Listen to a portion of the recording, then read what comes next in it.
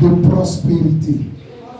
Une dernière fois, les sacrifices de prospérité. Alléluia. Merci Saint-Esprit. Nous sommes dans le mois baptisé Shalom. Shalom signifie quoi? La paix de Dieu. Et aujourd'hui, je veux m'entretenir avec vous au sujet de ce thème. Les sacrifices de prospérité. Amen. Les sacrifices de prospérité est une expression qu'on trouve dans l'Ancien Testament. Cette expression a été plus développée dans l'Ancien Testament. Amen. Et dans l'Ancien Testament, parlant des sacrifices de prospérité, l'expression hébraïque qui était utilisée, c'était Zeva Shelamim. Amen. Shelamim qui se rapproche de quoi? De Shalom. Shalom qui signifie paix, prospérité, plénitude, santé et harmonie. Le mot Shalom, qui est une salutation hébraïque. Amen. Quand les Hébreux voient les frères, pendant qu'ils tendent la main vers les sœurs, ils disent quoi?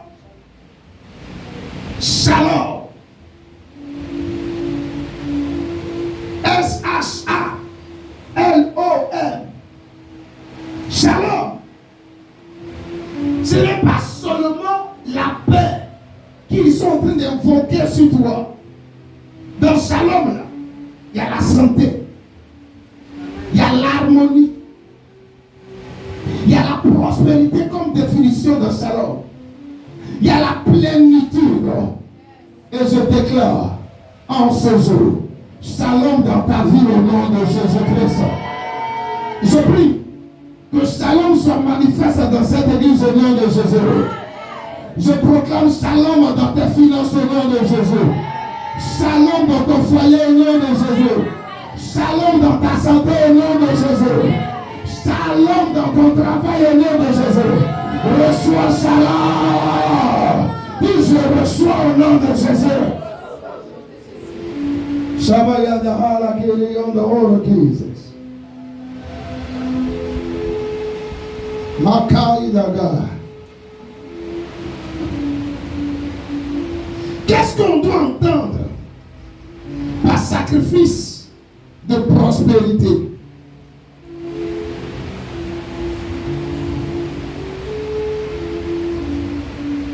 Est-ce que ça veut dire, ma fille, qu'on peut acheter une richesse, qu'on peut forcer la main de Dieu à nous bénir matériellement? Non. Mais ce que nous devons retenir, la prospérité que chacun d'entre nous recherche, l'avancée, la progression que chacun d'entre nous recherche, elle est pour les personnes qui sont comment? Qui sont spirituelles. Dis à quelqu'un à côté de toi, la prospérité est pour les personnes qui sont spirituelles. Deuxièmement, la prospérité qui vient de Dieu, que chacun d'entre nous recherche, elle est pour les personnes qui sont intègres. Imagine quelqu'un qui vend la drogue. Il s'embrasse des millions. Et puis il vient déposer la dîme de ces millions-là, fils, en ce lieu. Amen. Nous, est-ce qu'on va lui demander la provenance de l'argent? On ne va pas lui demander la provenance de l'argent. Tout ce qui est déposé avec prière ici à l'autel est comment? Est sanctifié. Amen. La Bible dit tout est sanctifié par la parole et par la prière.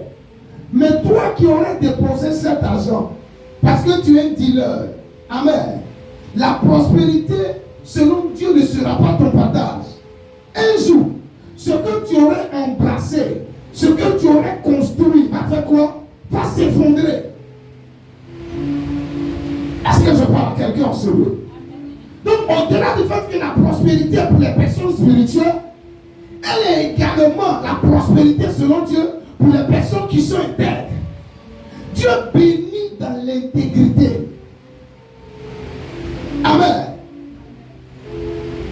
On peut faire des choses bien. Et puis Dieu va nous élever. On peut avoir l'argent propre. On peut prospérer en tant qu'enfant de Dieu. On peut être homme d'affaires et puis être chrétien. On peut être à la tête d'une institution internationale en tant que chrétien et prospérer. C'est possible si nous connaissons les lois spirituelles et si nous les appliquons. Alléluia. Et je prie que dans cette église, que Dieu suscite des hommes intègres, que Dieu les élève, que Dieu puisse les promouvoir, que Dieu les fasse prospérer dans le nom de Jésus. Donne-moi un amen le plus fort. Yes. Yes. Écoute-moi. Tu peux être peut-être le chauffeur de la femme d'un ambassadeur. Et puis, la femme de cet ambassadeur-là peut te demander de faire quoi? De lui donner le sexe. À cause de ton intégrité, tu peux refuser le sexe à la femme de cet ambassadeur. Tu peux perdre ton travail. Mais le Dieu que je sais, parce que tu aurais été intègre là, alléluia, il va se souvenir de toi.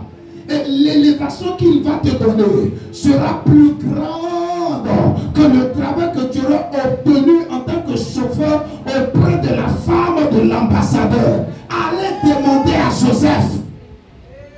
C'est un témoin oculaire. Il a décidé de ne pas avoir des relations intimes avec la femme de son patron. On l'a jeté en prison. Mais quelques années après, dis avec moi, quelques années après, que cela soit ton cas au nom de Jésus-Christ. Ce n'est pas arrivé jusqu'à l'auteur. Que cela soit ta portion dans le nom de Jésus. Quelques années après, environ 2 ans, environ 3 ans, la Bible dit, Joseph est resté intègre. Dieu l'a élevé. Dieu l'a établi au-dessous de Potiphar, au-dessous de la femme de Potiphar. Que cette grâce-là tombe sur 12 personnes enseignées au nom de Jésus.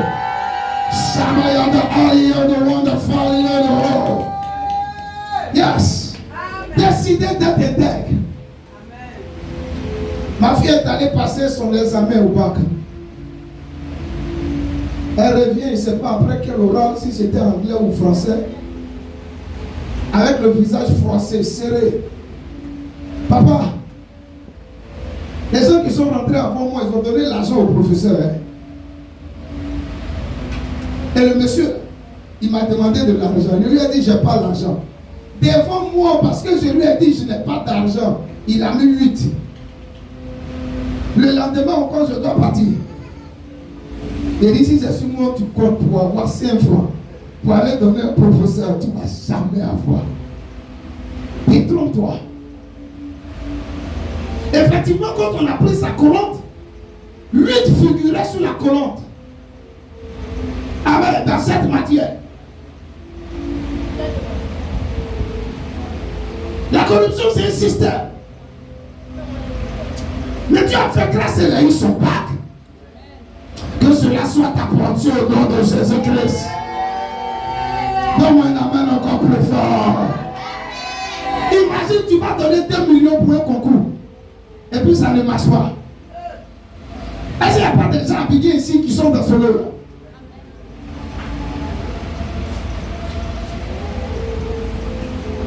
Une autre chose que tu dois savoir au sujet de la prospérité. La prospérité est une alliance. Dis avec moi, c'est une alliance. Une alliance, c'est un contrat. Alléluia. Dieu examine le cœur de chacun d'entre nous en ce lieu. Pourquoi tu veux que Dieu te rende prospère? Je veux que tu me rendes prospère pour que je puisse prendre soin de mon papa, pour que je puisse prendre soin de ma maman, pour que je puisse inscrire mes enfants dans les meilleures écoles. Tu es égoïste. Dieu ne voit pas son intérêt dans les dispositions de ton cœur. Pourquoi tu recherches la prospérité financière et matérielle? Seigneur, je veux être une bénédiction pour ta maison. Je veux être une bénédiction pour toi. Et je veux être une bénédiction pour les personnes qui sont en détresse. Seigneur Jésus, je pense à toi. Je pense à ta maison et je pense aux autres qui sont en détresse.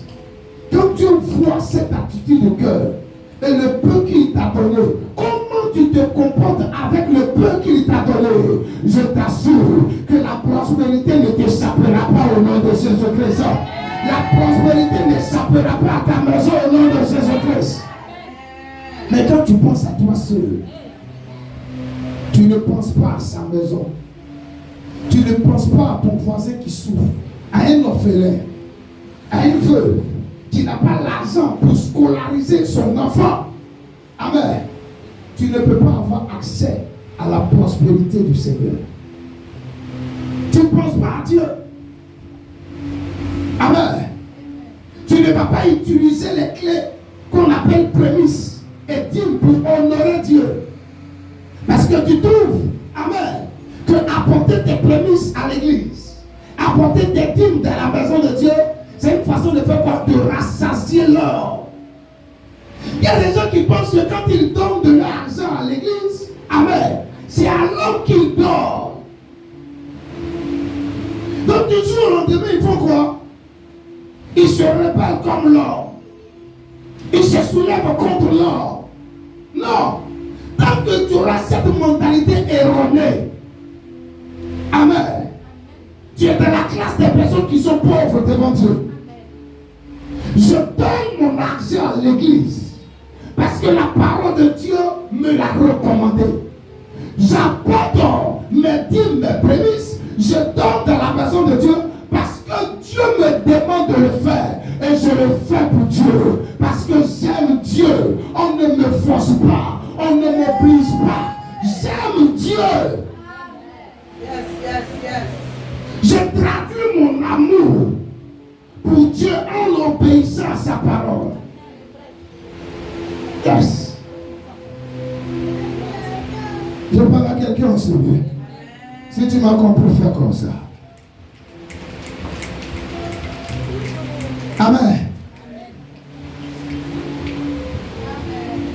Est-ce que je peux avancer avec vous? Oh, dis avance, papa. Est-ce que je peux avancer avec vous?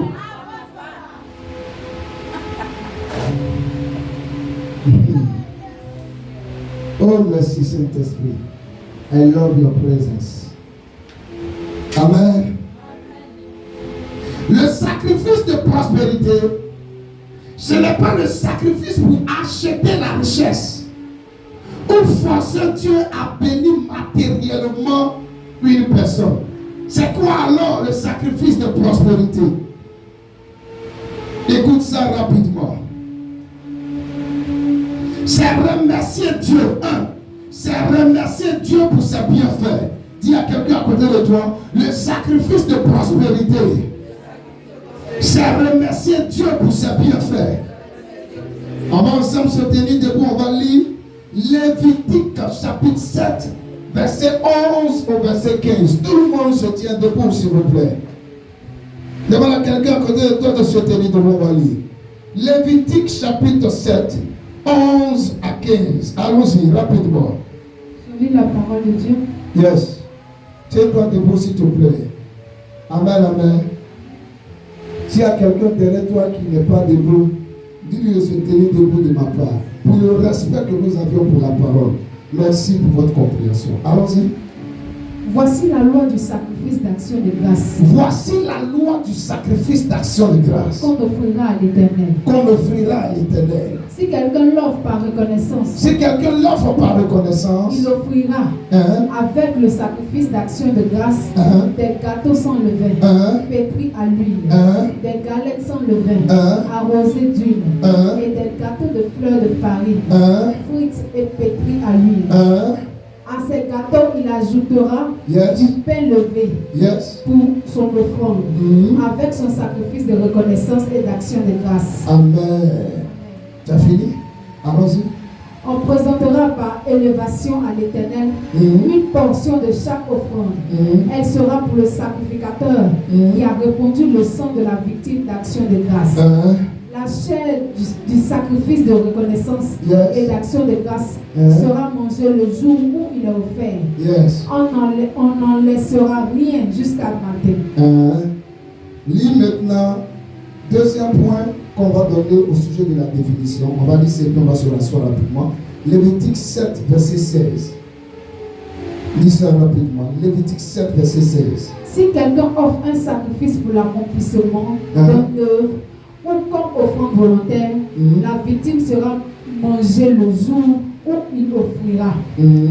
Et ce qu'il en restera sera mangé le lendemain. Amen. Est-ce qu'on peut acclamer le Seigneur Jésus pour sa parole? Tu peux te rasseoir. Papa, merci de bénir ta parole. Nous te donnons toute la gloire au nom de Jésus. Deuxièmement, un sacrifice de prospérité, c'est l'accomplissement d'un vœu. Amen. Qui est traduit par un acte que nous posons à l'autel. Et nous avions lu Lévitique chapitre 7, le verset 16. C'est quoi pour finir un sacrifice de prospérité? C'est exprimer une offrande volontaire d'amour et de reconnaissance envers Dieu. C'est exprimer une offrande volontaire d'amour et de reconnaissance envers Dieu. Je répète rapidement. 1. C'est remercier Dieu pour ses bienfaits. 2. C'est accomplir un vœu. 3. C'est exprimer une offrande volontaire d'amour et de reconnaissance envers Dieu. Voici ce que je peux te donner comme définition au sujet de cette expression sacrifice de prospérité. Amen. Dans la version Thompson et dans d'autres, par ailleurs, quand on parle de sacrifice de prospérité, on fait référence à quoi? À sacrifice d'action de grâce. Dis avec moi, sacrifice d'action de grâce. Ou sacrifice de reconnaissance. Ou de communion à l'Éternel. Un sacrifice de prospérité est un sacrifice d'action de grâce. Ou de reconnaissance, ou de communion à quoi? À l'Éternel. Amen. C'est un sacrifice que nous apportons à Dieu dans le but de lui dire merci au-delà de ce qu'il aurait fait dans notre vie et que nous avions traduit par des paroles. Alléluia. Nous matérialisons quoi? Ces paroles par un acte posé à l'autel. Est-ce que quelqu'un me suit? Le souffle de vie que tu as, c'est une grâce. Tu t'es levé ce matin. Plusieurs ont voulu avoir cette grâce. Ils ne l'ont pas eu. Tu as été capable de dire merci à Dieu. Amen.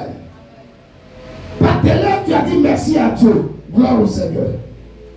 Le sacrifice d'action de grâce va au-delà de ce que j'ai dit à partir de mes lèvres. J'apporte un acte pour venir lui dire merci. Amen. J'apporte quelque chose pour venir lui dire merci. Ça peut être en espèce. Ça peut être en nature. Alléluia. J'ai eu mon examen, c'est une grâce. Aujourd'hui, je suis marié, c'est une grâce. C'est vrai que mon cou me fait mal, mais j'ai la santé divine, c'est une grâce. Parce que d'autres ont eu ce problème-là de santé au niveau du cou. Et la mort s'en est suivie quelque temps après. Ça n'a pas été le cas pour moi. Je me suis déplacé de la maison jusqu'ici. C'est une grâce. Quand ils sont sortis de la maison, ils ont fait un accident. Amen. Donc je viens lui dire merci. D'abord, avec mes lèvres. Et par la suite, je traduis ce remerciement par un acte que je pose dans sa présence. Et dans l'Ancien Testament, l'acte posé dans la présence de Dieu, qui était un sacrifice qu'on apportait à l'autel, amen. Une partie était réservée pour Dieu, une partie revenait au sacrificateur, et la dernière partie était consommée par celui qui brûlait le sacrifice et sa famille. Quelqu'un me suit? C'est ce qui se passait dans l'Ancien Testament. Une personne qui s'engage au-delà des paroles a dit merci à Dieu par des actes. Comme le thème le dit, il est en train d'utiliser une clé qui lui donnera accès à la prospérité dans le nom de Jésus-Christ. Yes. Est-ce que le Nouveau Testament en parle? Oui, le Nouveau Testament en parle. Lisons rapidement. Hébreux chapitre 13, le verset 15. Hébreux chapitre 13, verset 15. Je lis la parole de Dieu. Par lui, offrons sans cesse à Dieu. Il dit quoi? Offrons sans cesse à Dieu. Offrons sans cesse à Dieu. sans jamais se reposer. À Dieu. Un sacrifice de louange. Dis avec moi, un sacrifice de louange. Continue. C'est-à-dire le fruit de lèvres qui confesse son nom. C'est-à-dire le fruit des lèvres qui confesse son nom. Yes. La louange, c'est de dire à Dieu ce qu'il a fait pour toi. C'est différent de l'adoration. Tu me suis? Et comment tu peux lui dire merci? Tu traduis ça par quoi? Par des pas de danse. Tu traduis ça par quoi? Par des mouchoirs levés. Tu traduis ça par quoi? Par des cris. Alléluia. C'est pourquoi quand le temps de la louange arrive, loue le Seigneur. Loue le Seigneur. Ne regarde personne autour de toi. Moi, je fais mon premier culte. Alléluia. Vous n'avez pas dit, je fais mon culte au premier culte. Amen. Ma louange, je fais ça au premier culte. Et généralement, mes offrandes hautes là, je fais ça au premier culte. Parce que prêcher, c'est pas facile. Bravo. Il y a donné le micro. Maman Gogo. Tu as même prêché.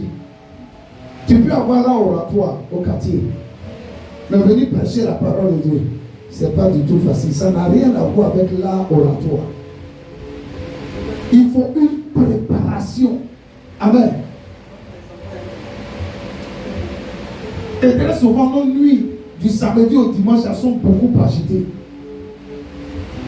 Si tu dois succéder plusieurs cultes, recevoir des personnes, amen. Tu manques de sagesse, tu ne vas pas vivre longtemps. Amen. Donc quand Dieu finit de t'utiliser pour bénir tes vies au premier culte, il faut récupérer un peu pour le deuxième culte. Parce que des personnes encore doivent être bénies. Mais toi, tu viens au deuxième culte. Tu es bizarre pendant la louange. Ça ne te concerne pas. Tu es ailleurs.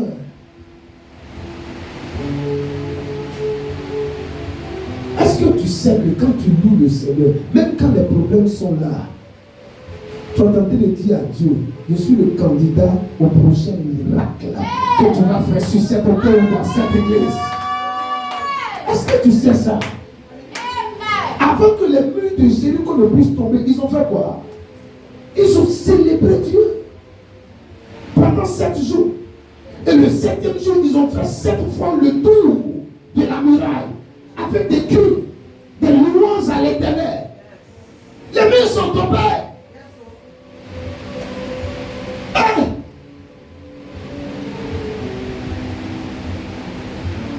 Le Nouveau Testament attire ton attention sur le sacrifice de louange que tu dois apporter à l'Éternel. Désormais, quand le groupe de louanges va chercher quelqu'un pour louer le Seigneur, je fais partie de ces personnes qui vont louer le Seigneur. Alléluia. Et je crois pour ma part que chaque semaine, pendant que tu seras dans cette dynamique, tu rendras témoignage. Tu verras la gloire de Dieu. Tu verras la main de Dieu opérer des choses extraordinaires dans ta vie. Yes. Yes. Tu le verras. Le bras de l'Éternel en action. Yes. Ma fille, quand souvent je parle de magot, je ne sais pas où mettre la tête. Tu sais ce que je fais? Je me comporte comme Paul et Silas. À minuit, je commence à louer Dieu et je commence à prier. Quand le matin arrive, il y a quelqu'un qui rentre dans mon contact pour m'annoncer une bonne nouvelle. Mais toi, quand tu n'as pas l'argent, quand il n'y a rien dans le frigo, quand les gens autour de toi t'abandonnent, tu pleures de 18h jusqu'à 6h du lendemain. Amen, amen. Et puis quand tu viens à l'église, tout le monde sait que tu as problème. Tout le monde. Amen. Quand on te salue, même tu es comment? Tu es bizarre. Tu n'es pas obligé de faire pitié. Tu n'es pas obligé de dire aux gens que tu n'as pas mangé la veille par ton visage. Non, non, non. Tu es un grand Dieu qui vit en toi. Même si le loyer n'est pas encore payé, tu n'es pas obligé de t'affoler. Le stress fait fuir les bonnes personnes qui doivent t'envoyer de l'argent dans ta vie. Quand tu es stressé, dans l'atmosphère, tu répands. Amen. Une onde quoi? Négative.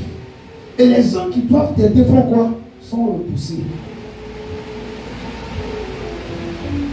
Amen. C'est pourquoi la Bible dit, dans le livre de 1 Thessaloniciens 5, le verset 16, soyez toujours joyeux.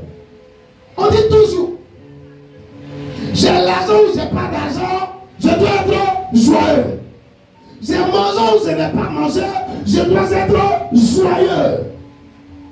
Le loyer a été payé ou pas, je dois commencer à danser, louer le Seigneur à partir de minuit, célébrer le Seigneur.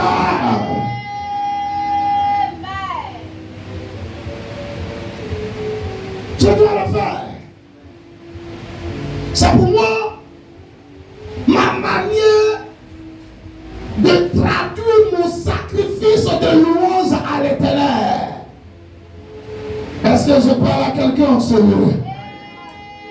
Je prie pour toi. Aucune dette ne t'écroulera au nom de Jésus-Christ.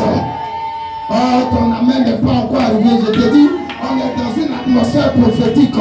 Chacun dans Malaria de Gala Alaga. J'arrache la honte du dessus de ta vie dans le nom de Jésus. Là où tu n'espérais pas, là où tu ne pensais même pas, la personne à qui tu ne t'y attendais même pas, Dieu utilisera cette personne pour agir dans ta vie au nom de Jésus. Yes, Dieu le fera. Dieu le fera. Dans le nom de Jésus. Continuons. Pourquoi devons-nous donner des sacrifices d'action de grâce à Dieu? 5 points rapidement et puis on va s'arrêter à là. Pourquoi devons-nous donner des sacrifices d'action de grâce à Dieu? 1. maudissent nos bénédictions. Lisons Malachie chapitre 2, verset 2. Ma fille, est-ce que tu sais que quand tu n'offres pas à Dieu des sacrifices d'action de grâce, tes bénédictions sont maudites? Malachie chapitre 2, verset 2. Écoute. Si vous n'écoutez pas, si vous ne prenez à cœur de donner gloire à mon nom, si vous ne prenez à cœur de donner gloire à mon nom, sacrifice d'action de grâce, dit l'Éternel des armées. Dit l'Éternel des armées, c'est lui qui parle. J'enverrai parmi vous la malédiction. J'enverrai parmi vous la malédiction. Et je maudirai vos bénédictions. Et je maudirai vos bénédictions. Oui, je les maudirai. Oui, je les maudirai. Parce que vous ne l'avez pas à cœur. Parce que vous ne les avez pas à cœur. Quand Dieu fait quelque chose dans ta vie, est-ce que tu viens lui dire merci? Est-ce que tu apportes un sacrifice pour lui dire merci? Il dit, si tu ne le fais pas, il va maudire tes bénédictions. Le travail que tu as eu là, ça va devenir un problème dans tes mains.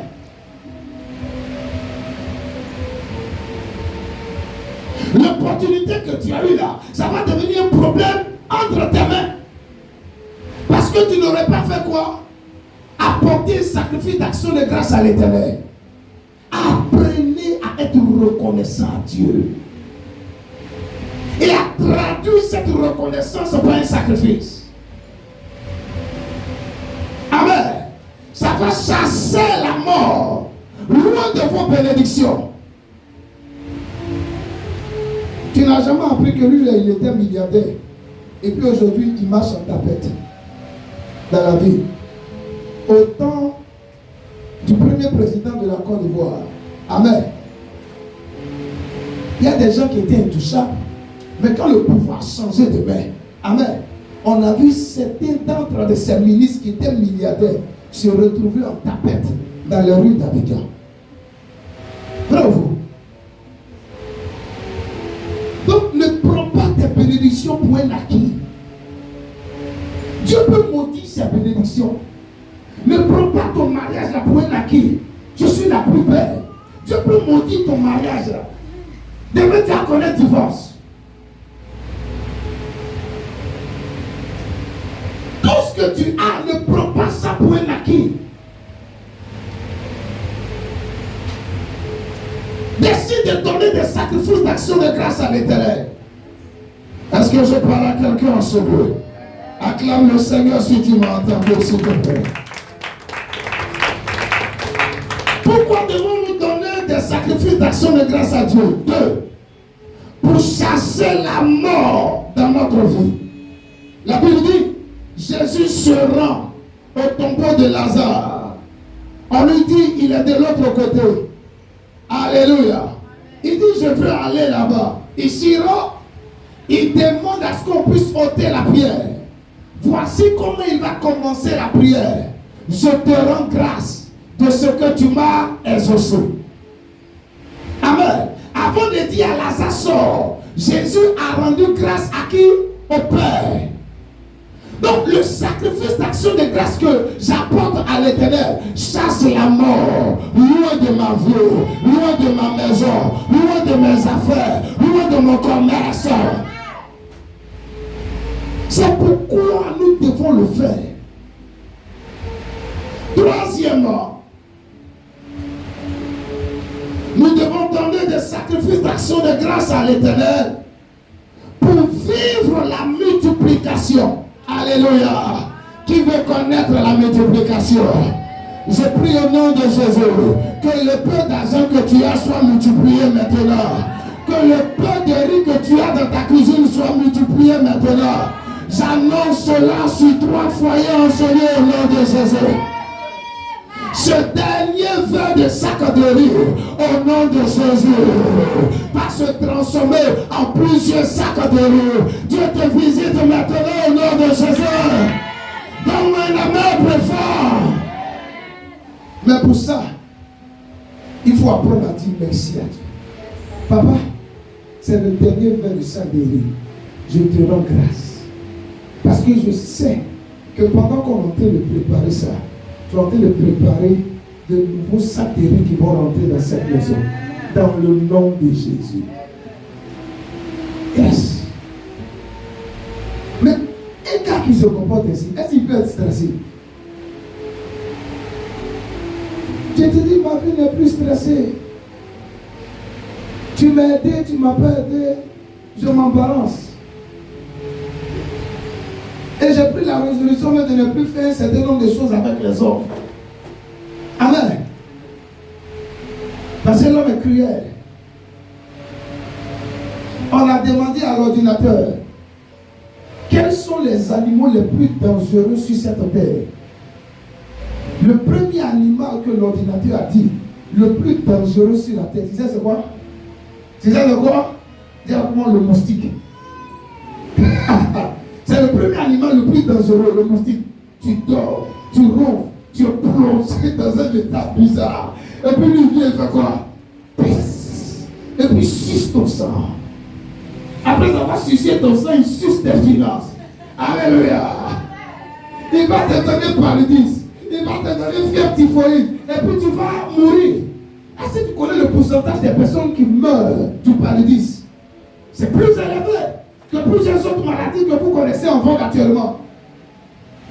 Le deuxième animal le plus dangereux que l'ordinateur a dit, c'est l'homme. L'homme est un animal le plus dangereux après le moustique. Il faut avoir peur de l'homme. Il faut avoir peur du moustique et puis de l'homme. Amen. Amen. Amen. Mais je crois, peu importe la méchanceté du cœur de l'homme, Dieu va incliner des cœurs en ta faveur pour t'aider, pour te promouvoir, pour te faire prospérer, pour t'ouvrir des portes. Reçois cela dans le nom de Jésus. Yes. Shabaya le wele. Est-ce que quelqu'un veut que je continue? Alléluia. Il va prendre 5 pains et 2 poissons. Il va faire quoi? Il va rendre grâce. Je te rends grâce. Et les 5 pains et 2 poissons ont nourri environ 12 000 personnes. Jésus n'a pas prié en Jean chapitre 6. Il dit, je te rends grâce au Père. Et il a dit aux gens, partagez.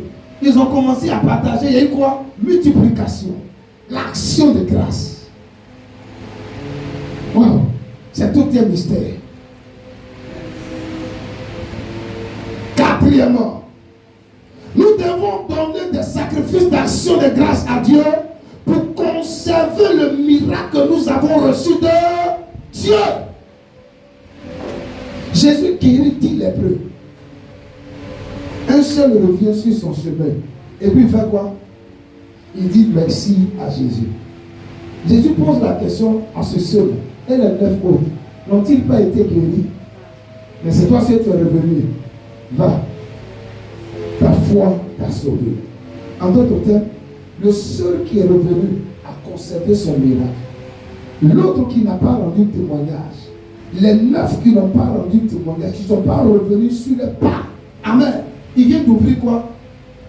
Des portes au mauvais esprit. Il serait difficile de conserver le miracle. Est-ce que je parle à quelqu'un en ce lieu? Est-ce que je parle à quelqu'un en ce lieu? Alléluia. Dis à ton frère, apprends à donner des sacrifices d'action de grâce à Dieu. Le dernier point, pour garder notre cœur dans l'humilité.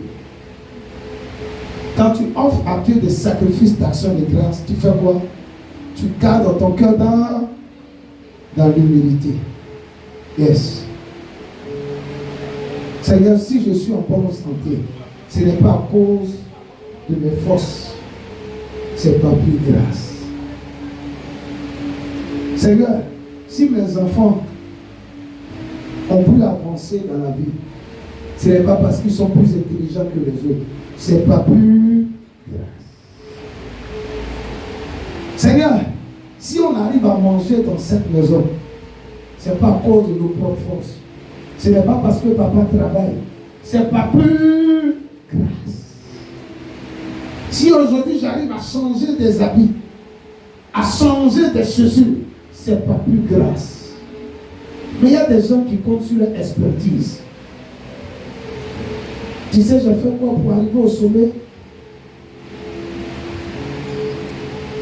Tu sais, par qui je suis passé pour arriver au sommet? C'est grâce à mon expertise. C'est grâce à telle personne. C'est grâce à ma connaissance. Amen. C'est grâce à mon intelligence. Tu es orgueilleux. Tu es orgueilleux.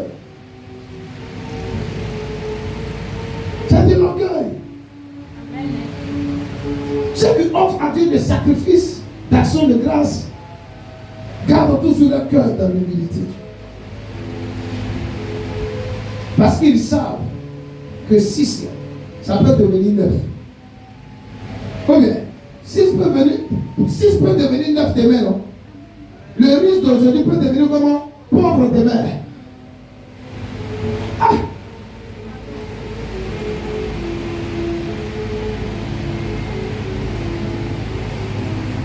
Je finis avec ça. Est-ce que simplement dire merci de mes lèvres, c'est largement suffisant? La Bible répond à cette interrogation. Lisons rapidement. Psaume 50, le verset 23. Écoutez. Psaume chapitre 50, le verset 23. Celui qui offre pour sacrifice des actions de grâce. Dis avec moi, celui qui offre pour sacrifice des actions de grâce me glorifie. Il fait quoi? Me glorifie. Il fait quoi? Tout le monde, il fait quoi? Il glorifie Dieu. C'est ça. Si tu dis simplement merci à Dieu dans ta bouche, amen, à travers ce verset biblique, ce n'est pas suffisant. Il faudrait qu'il y ait un sacrifice qui fasse quoi? Qui accompagne cela. Et dans l'Ancien Testament, le type de sacrifice qui devait être ajouté, amen, à l'action de grâce avait été défini. En Lévitique chapitre 7, le verset 11 à 15. Amen. Mais dans le Nouveau Testament, amen, ce n'est pas le cas. La Bible dit quoi? Que chacun donne selon ce qu'il a résolu en son cœur. Car Dieu aime celui qui donne avec joie. Mais 1 Corinthiens chapitre 9 dit, pour poursuivre, celui qui sème peu va moissonner comment? Peu. Celui qui sème abondamment va moissonner abondamment. On ne t'oblige pas. Amen. Ce que tu as résolu dans ton cœur, sans qu'on ne t'ait forcé, tu viens traduire cela par un acte, en espèce ou en nature. Amen. Si ça a de la valeur à tes yeux, ta récompense sera plus grande. Si c'est petit, ta récompense également sera proportionnelle à cela. Église, Dieu est Dieu. Il veille sur sa parole pour l'accomplir. C'est pourquoi j'ai dit le dimanche dernier, je parle à quelqu'un en ce moment. Désormais, chaque dernier dimanche du mois, amen, chaque famille, chaque personne va venir dire merci à Dieu par quoi? Par un sacrifice. Amen. Selon ce que tu aurais résolu, aucun patriarche ne va t'appeler pour dire qu'il faut donner tel montant, on doit atteindre tel objectif. Aucune matriarche ne va t'appeler. Amen, amen. Librement, chacun viendra donner. Papa viendra donner. Maman viendra donner. Les enfants également viendront donner. Est-ce qu'on force tout le monde? Non. Amen. Mais désormais, on va se comporter ainsi. Tu ne veux pas donner, on ne va pas t'obliger, personne ne va t'embêter. Nous croyons que c'est la parole de Dieu. Et que toute personne qui marche dans l'obéissance à la parole de Dieu, voit la main de Dieu l'accompagner. Alléluia. Et je prie dans cette église que la main de Dieu commence à accompagner plusieurs vies au nom de Jésus-Christ. Que la main de Dieu commence à faciliter la vie de plusieurs personnes au nom de Jésus. Que la main de Dieu commence à ouvrir des portes dans la vie de plusieurs personnes au nom de Jésus. Que la main de Dieu commence à décanter des situations dans la vie de plusieurs personnes. Que la main de Dieu commence à briser des chaînes au nom de Jésus. Que la main de Dieu commence à guérir des personnes au nom de Jésus. Recevez l'intervention de la main divine dans le nom de Jésus. Et nous allons commencer à partir du dimanche prochain à nos deux cultes. Les sacrifices de prospérité ou sacrifices d'action de grâce ou de reconnaissance ou communion à l'Éternel. Est-ce qu'on peut acclamer le Seigneur Jésus pour sa parole? On peut